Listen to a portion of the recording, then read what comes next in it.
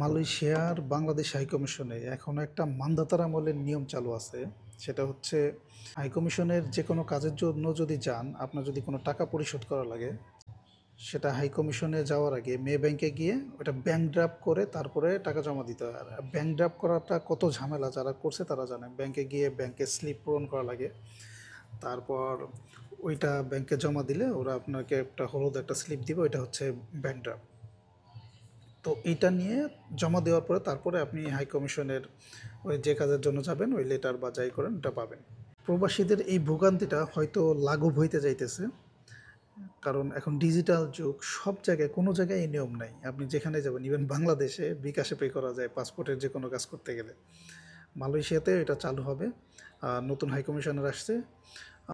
তো যেটা জানতে পারলাম যে খুব দ্রুতই এটা চালু হবে, যে কিউআর পে বা কার্ড দিয়ে আপনি হাই কমিশনের যে কোনো পরিমাণ টাকা কোনো কাজের জন্য গেলে ওইখানে পরিশোধ করা যাবে। তবে এটা যদি হয় তাহলে এটা মালয়েশিয়ান প্রবাসীদের জন্য খুবই ভালো হবে। সেজন্য বাংলাদেশ হাই কমিশনের যে নতুন হাই কমিশনার আসছে, সে কিন্তু একটা ধন্যবাদ পায় প্রবাসীদের পক্ষ থেকে। এই ধন্যবাদটা সকল প্রবাসীরা দিবেন যদি আসলে এটা কার্যকর হয়। তো সবাই ভালো থাকেন, সুস্থ থাকেন। আল্লাহ হাফেজ।